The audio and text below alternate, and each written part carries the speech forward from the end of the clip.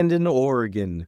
Upsets, nail biters, and a final that had you glued to the screen. Absolutely, Brian. That was an amazing final. And I think everyone who's playing fantasy on irttour.com is either celebrating big or they're still picking up the pieces after some of those early exits. Today, we break it all down. Who delivered, who disappointed, and who came out of the nowhere to change the fantasy league standings.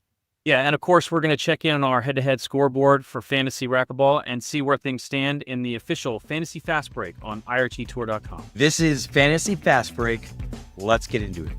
Welcome to Fantasy Fast Break, the Racquetball fantasy podcast that puts you in the seat of the GM and delivers insider breakdowns you won't find anywhere else.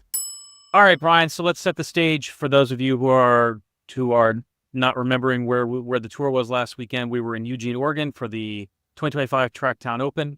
Last time we had this event was in 2023, and it turned out to be a pretty important tournament in the grand scheme of things. This weekend, it was a solid draw, and every tournament is important, especially at a time where we don't have 20 some odd tournaments on the schedule. Let's talk a little bit about, from a fantasy perspective first, before we talk about the results of the tournament in general. As a reminder, when you pick a fantasy team onto IRT Tour's competition, you pick a player of rank 1 through 4, a player rank 5 through 8, a player rank 9 to 16, and then a 17 up kind of wild card. So I want to talk about first who was our big winners in each of those sections from a fantasy perspective. First off, in the 17 and up category, we didn't actually have any upsets this weekend. The first round of the tournament was entirely chalk, which means that all of the top seeds advance.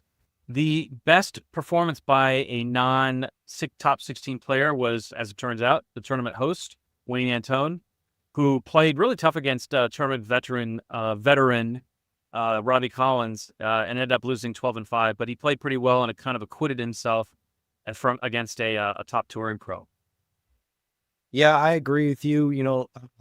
Every amateur / competitor who's trying to qualify, all ran into somewhat of a buzzsaw this weekend.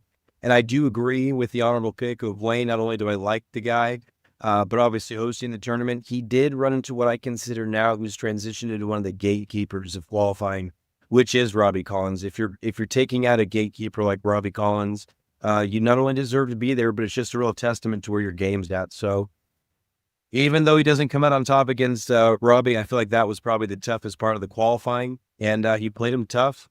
Love the effort, diving. He's got attitude, which is scoring high points for me. But we miss him, and we hope to see him at more events. Yeah, so let's talk about your 17 and up pick, Charlie Pratt. Yeah, how did he end up doing? You know what? It was great to see the Pratt attack back. He was out there against Moscoso, who was primed and ready for this event. These were great courts. I noticed just from what I was watching, not sure what your screen was watching, but the courts play a little slower. However, with the the 3 big servers of this event, I consider Brenbeck, Waslenchuk, and of course our boy Moscoso, it didn't affect him too much. They were still putting pace on the ball, and Pratt just got outplayed by Moscoso. He's just a quicker player. Charlie is what we'll call more refined wine. It was great to see moments of real vintage Charlie Pratt, where when you said it, he's a chief tactician. He's placing the ball well. Couple mishits, he's trying to get in that dink rally, especially with the backhand placement. And it's just not good for a guy like Moscoso, who when you leave those right plums up in the front court, they go down. Yeah, no, 100%. Good observation about the courts. I also agree with you. Even though this was at sea level with some humidity and the thicker air that you get on the West Coast, and with panel courts and with this slower gearbox ball, all of which you thought would have conspired to really slow down the play. For those of us that watched, I mean, Kane, Waslenchuk, Moscoso, Montoya, Jake, they were hitting bullets all weekend. I don't know what was in the air, but it was a fast-paced tournament for sure. And and as it turns out, what that led to was pivoting to our pick in fantasy for 9 to 16. The obvious pick there was Moscoso, who came in as a 13 seed. ended up playing into the unfortunate number 4 seed Paria in the round of 16. And But Paria really held his own and forced Moscoso into a tough match in the 16s. Yeah, it's going to be tough for anyone that's going to play Perea. For me, Perea is in that tough spot. You can ask Beltran, obviously been a top 4 player for most of his career, at least 15 of those solid years that he was playing. He stayed in there. And when you hit that 4 and 5 spot, they can be super tricky because the fluctuation between 5 and 16 can happen at any given time, especially when the tournament travels. You might get a former number 1 that qualifies. You know what I mean? So that 4 spot can be super tricky. And ultimately, you're going to play into the 1 spot as well. So it's for sure the journeyman's draw in that 4 spot. He ran into the buzzsaw of Moscoso, which I saw happening. I did see a different turnout in the following round, but Moscoso just caught some heat, man. I mean, this guy is the real deal. He's the Bolivian phenom. There's not a guy in the draw today.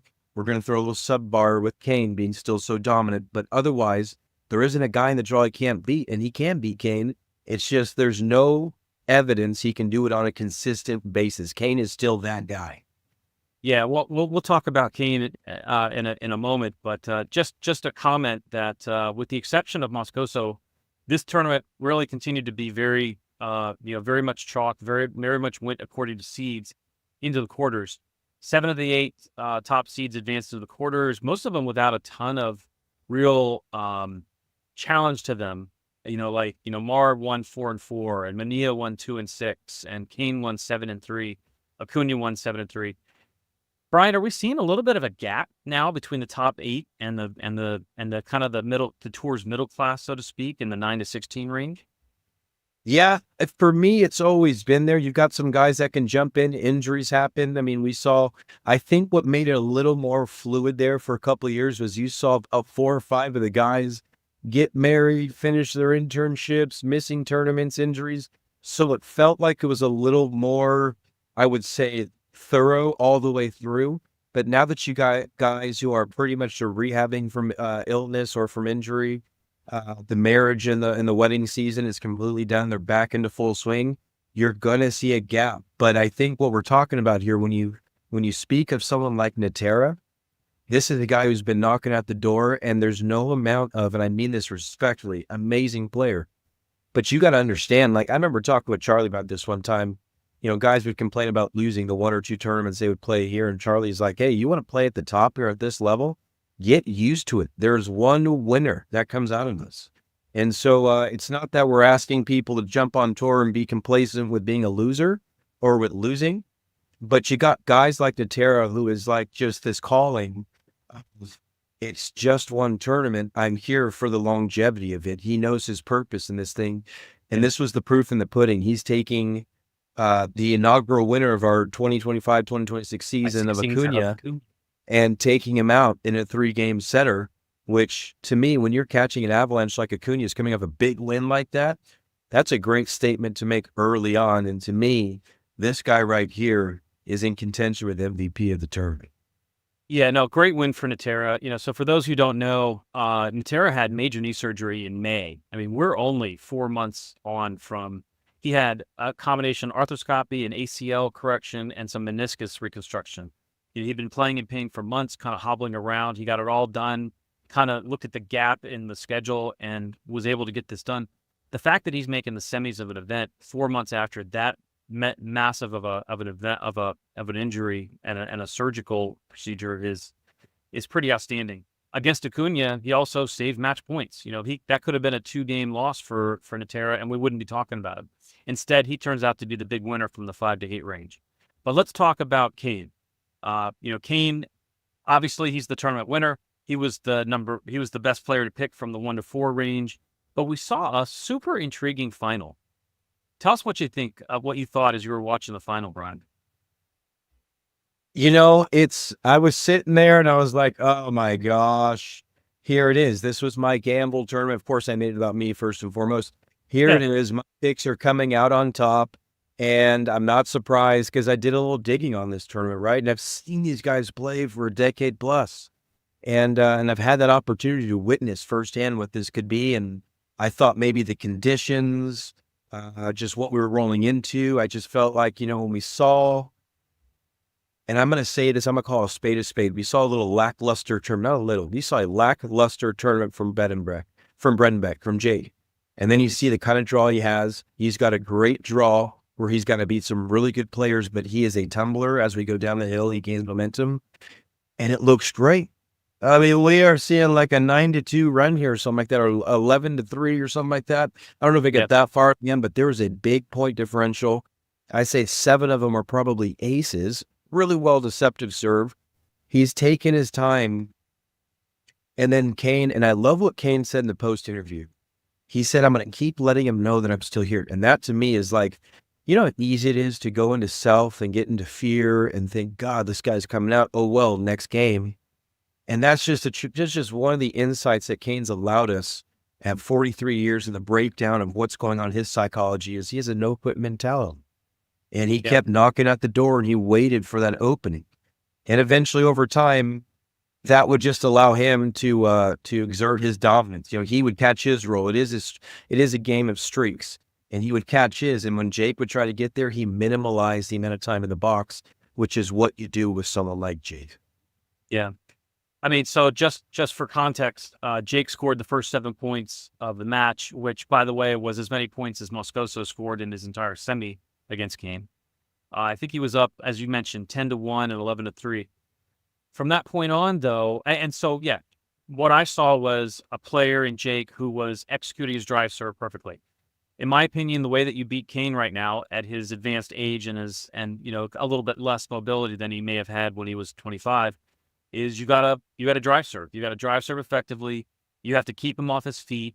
You have to keep him moving. You can't let him set his feet, especially on a serve, because that's just going to be, he's the best shooter out. He's the best shooter in the world. And so Jake played that kind of that game plan to perfection.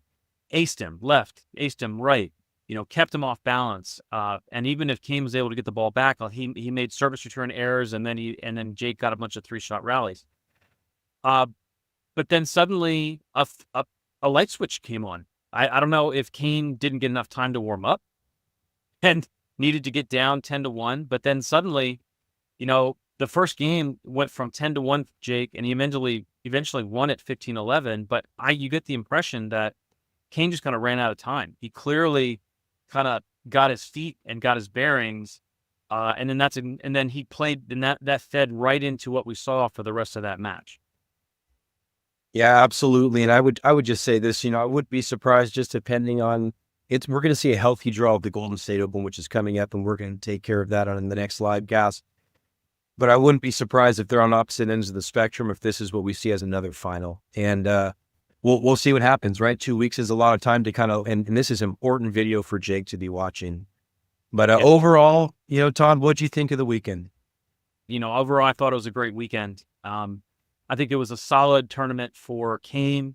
I like that comeback. I feel like sometimes if Kane doesn't feel like he's playing 100%, he can capitulate and kind of give up at the end. And I like the fact that he bore through whatever was bugging him at the beginning of that match, whether it was fatigue or just, he just wasn't 100%. And he was able to turn it around and just blasted Jake off the court in games 2 and 3. And that's an important point. All of us play this sport, right, Brian? You're never 100%. How many times can you think about got onto a court and you just got beat by someone that you normally beat? Because you're just a little off, your timing's off, you're missing shots you normally get, right? Kane and these top pros, they don't have that, they can't just write a game off. They can't write a match off. They have to execute and perform time and time again. And so all kudos to Kane for making that adjustment mid-match. He went within the span of a few minutes. He was able to overcome what was bugging him, and it ends up taking the title. That's right. I agree with you. Overall, great weekend. Now that we see how the results shook out across the brackets, let's hand out some awards. Our MVP, biggest bust, and the sleep of the weekend. All right, Todd, as I talked about earlier, MVP of the tournament, and I think it goes probably unanimous fades around the board here.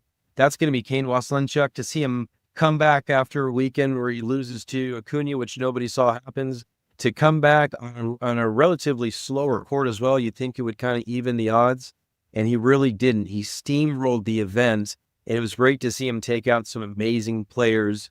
I did talk about Natera getting some honorable mention there, but I think he's going to be in a different bracket for me. Ultimately, it's Kane who takes home the MVP of this event. What about you?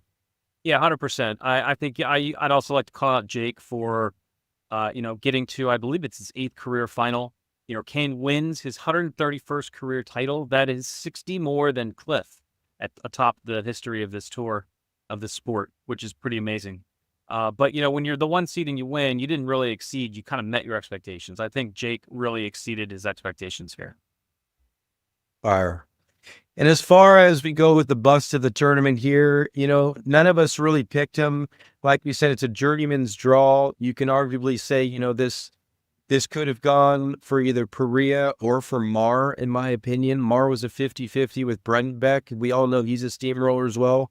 Doesn't get past this, the 2024 site of Jake Brendenbeck buzzsaw his way to the final. And then you've got Perea, who it doesn't feel like a bust, but as being the number 4 for looking at it from a bracket standpoint, he gets taken out by the number 13, who would eventually be taken out, who would then take out the number 5 seed, and only to be buzzsawed by the MVP himself, Kane. So tough parts of the draw for both gentlemen, but as far as your picks, and even for our friends out there in fantasy, Acuna would have been your bust this year as well, as he got taken out by Natera, who's recovering from injury. Yeah, 100%. Yeah. Nothing really to add there. I think Acuna is going to be kicking himself for taking a loss. Might be his first career loss on tour to Natera. And he had match points on his racket. So that's a tough loss for Acuna to swallow. And as for sleepers, Todd, I think we're going to circle right on back here. We had a couple sleepers in this event. It's too hard to put sleeper in Moscoso in a sentence, even though by seeding he would be, as he made it on his way to the semifinals. But I think ultimately this one goes to Natera. Like watching him come back from injury, just, competitive every single week for years now, doesn't let the injury get in his way, use it as propulsion. He's facing the guy who should be on a momentum swing here from his last win in Acuna, and he gets through to him in a nice 11-4 breaker. To me, without question, honorable mention, though, over to Adam Mania for challenging the eventual winner, Kane. Although defeated in 2 games, probably the most well contested. So I would say Allen is the sleeper. Honorable mention, Adam Mania. Yeah, I mean, Adam 2 weeks ago loses to Kane like 0-2, and really wasn't happy with his performance, as he told us privately. Turns around and 12-6, a 15-12 match against Kane at that point in the tournament, where Kane's fresh, and Kane doesn't take games off, as you know. He's going to try to beat you and add to his donut title count every time. So props to Adam there. Hopefully this gives Adam enough points to try to get out of that 8-9 slot, so he can avoid Kane in the quarters. As we talked about, that gate, the number 4 gate, the number 8 gate, the number 16 gate, those always end up playing into your top seed and makes it really hard for players to kind of move up. And maybe this is enough for Adam. We'll have to see when the rankings come out. The one thing I'd say, though, too, to watch as we head into this next event, the Golden State Open, is that we saw some players that just went back to back to back to back. Some of them had tournaments in their hometowns. So they've gone literally 4 weeks in a row, which when you're playing at this high level, you're going to see some of these things happen. I really, really look forward to, and I hope that some of these guys can take just a couple week break, or at least a week break before they get back into it, let their bodies repair. Because the Golden State Open is really one of the shining crafts of our sport. This is a destination for racquetballers, and to witness these top players alongside the top women's players and just the overall feel, this is a tournament you don't want to miss. So I hope that they're rested well for this. All right, Brian. So that's our fantasy MVP busts and sleepers of the weeks. So if you're listening to this, who were yours? Do you agree with us? Disagree with us? Hit us up on Instagram at Racquetball Tour. And while you do that, let's settle the score on who actually won fantasy this weekend. All right, so let's take a look at the season-long standings in our fantasy fast break competition. Right now, we have a 3-way tie at the top after 2 events. Battleborn USA. Brian, who do you think Battleborn USA is? we're going to have to unmask this person at some point. Gosh, I feel like I should know, but I don't. Love the name. Mavka. All right. Also tied at the top is our IRT Touring Pro, who is now retired from active touring to become a fantasy racquetball maven. That'd be Samuel Murray and Charles George. All three of these players have maintained their first place tie from the first week and are tied atop at the leaderboard at 27 points. Now, interestingly, Brian, you and I are tied for second place. We both have 26 points. We're one behind the leaders. But I was able to catch up with you. I trailed you after last week, and I was able to catch up with you this week. So, Brian, tell me to remind us again who you picked in this competition and how they fared. Todd, to be told that you're dead even with me, this is what they call a case of the Mondays. Not the start. We don't want to be tied with Todd. We're going to do better. I promise you it's coming. We're going to dive deep because hell hath no fury like a Pineda ties with boss again. But I think this is great. It's good to see. You know what I really love here is we probably have two players that are diehard racquetball fans, and then you've got someone like a professional. And this goes to show you why it's fun to do this fantasy fast break, because you're seeing it from a guy who's actually been in the actual draw, who's won a tier 1, who's played for his national team, who is just as insightful or lucky, whichever way you want to go, as these two guys, Battleborn and George Charles. And so, but here's the juice. Here's where I bring it all back to me, baby. They're taking my picks and they're making a luckier guess somewhere along the way. That's why they got 1 point than yours truly. But that's where I stand with it, Todd. That's where I stand with it, and I'm not changing my answer. Fair enough. Well, I know that you were talking big about Jake, and that paid off for your standings this weekend. I ended up picking both Conrado and Kane, and got some points out of that. And it turns out we're still dead even. So, one of the other of us is going to have to really step up in order to have some good some good smack talk going forward. Absolutely. And said it was a gamble draw for me, and we'll talk about the different, you'll hear me talk about different styles of how I do fantasy. I do my fantasy football as well, but this was a gamble draw for me. The next event, the Golden State Open, because I feel like it's such a crown jewel. This isn't just a tournament. It's a racquetballer's destination. You're going to see some really insightful picks on this one. This one's going to play more true to the draw. I've also had, now this is going on the 4th year, I've been able to come to Pleasanton, California for either Court Wars or now what we know as the Golden State Open to see how these players play in the courts. So we'll have a little more inside juice on that. And I'm looking forward to it, Todd. Yeah, really interesting. First tournament I think we've had in a long time where none of the qualifiers came through as far as the 17 plus seeders. They played pretty true in the round of 16. Yeah, no, 100%. So I mean, let's just hope that Pleasanton draws a lot of the South Americans that didn't choose to travel for this event. That's going to open up the that 17 plus, both from a draw and qualifier perspective, and also from a fantasy perspective. We're talking about the likes of Flores and Garcia and Miranda, and even some of the Mexican players, some of the younger Mexican players that can make noise. So that being said, look, if you're outside the top 10 in fantasy right now, or even if you're just getting started on the competition, don't worry. You can pick alongside Brian and I and just get one big sleeper run, and that can change your rankings. That can change everything for you in fantasy. Well, guys, there's definitely some takeaways from this weekend that we can apply to the next tournament. I've been talking a lot about it. It's the Golden State Open. It's going to be during the 2nd weekend of October. I believe it is over for entries, but you might want to contact Adam and Nia, maybe see if you can drop in, become a sleeper yourself. This is going to be a great event that's going to feature, as of right now, over 179 entrants. As I've said it before, and I'll continue to say it as someone who's traveled the nation and parts of South America for racquetball, this is not a tournament. This is a racquetball destination. You don't want to miss it. Beautiful Bay Club in Pleasanton, California. We have 37 men that are signed up for the men's professional tour and over 21 women in the ladies' professional tour. And I'm sure more of those will be coming in as this is a crown jewel event. But it's a great time to watch your fantasy brackets, because what you're going to see here is, how do I time it? Well, let me give you some insights on what you're looking for here. These courts play pretty true. It is a hard front wall. The side walls, not so much. And there is a condition at times when these walls get just a touch wet. So that's going to play into some people who like to slide the ball, slice the ball, that kind of thing. The other thing to watch for is because both tournaments are coming together, there are going to be men who are going to be flexing not only into the doubles event for men's doubles, but also into the mixed row doubles. That's more time on the court. So you really pay attention to who's going to be a true singles player in this event. The obvious choice is yours truly, Kane Waslinchuk, but that's the only hint I will give you until we get to the Golden State Open.